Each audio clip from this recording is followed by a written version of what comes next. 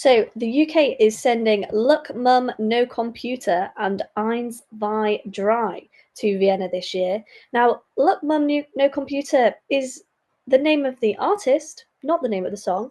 It's the alias for Sam Battle.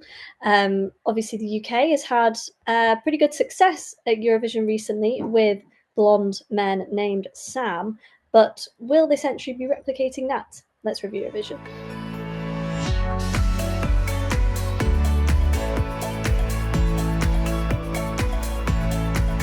Yes, so Look Mum No Computer is a YouTuber. He's the UK's Eurovision entry for this year. He's just become a dad. Very exciting for him. And his song is Eins, Zwei, Drei. There's a lot of kind of kitsch, Eurovision-y type references in there. Is that going to warm everyone's hearts to this entry? Jack, what do you make of it? Well, first of all, congratulations on the new child, Sam.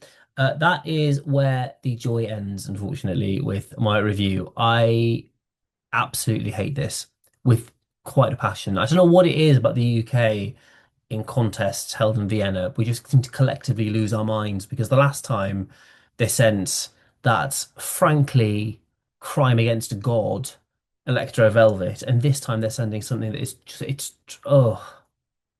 It's got no, absolutely no redeeming qualities. I'm sure he's a really nice person, and even though it's not my thing, there is real talent in the rest of his channel and being able to make music out of random bits of shit. But I find it really unlistenable. Like I want to kind of give it the benefit of the doubt. Other than the first time I listened to it, I have not been able to sit through the full 3 minutes of this song.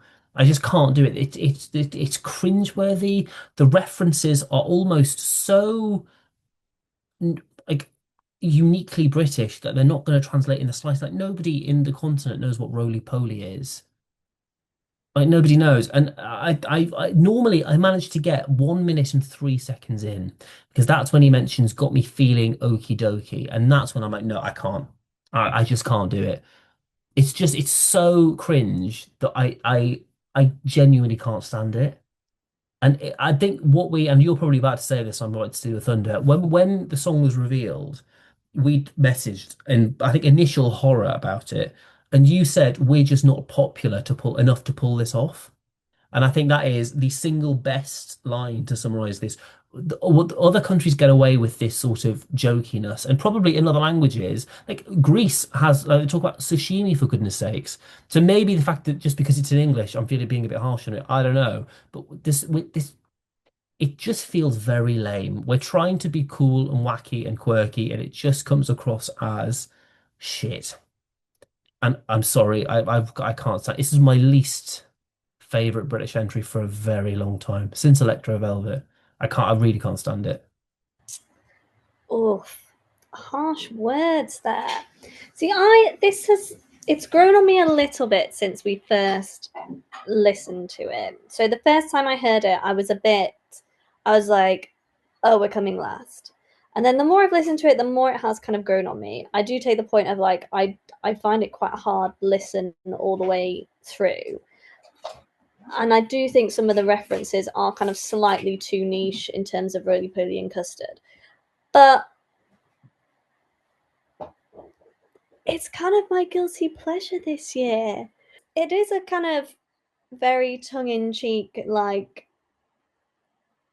counting in English doesn't cut the mustard, yearning for euros. I don't know. Like, I do think we're not popular enough to pull this off, but I do think it is quite kitsch and quite fun. It's a bit kind of like Scooch flying the flag No, but vibes. that's not a good thing. That's not like I know, but I don't know. I mean, like, I kind of think fair enough to the BBC for actually trying to like do something a bit different. The problem is, I don't see it actually kind of paying off, unfortunately. But I do find it quite fun, and it is kind of one of the more original, fun entries rather than just kind of being loud and noisy and silly. Like, they have actually tried to make it kind of British.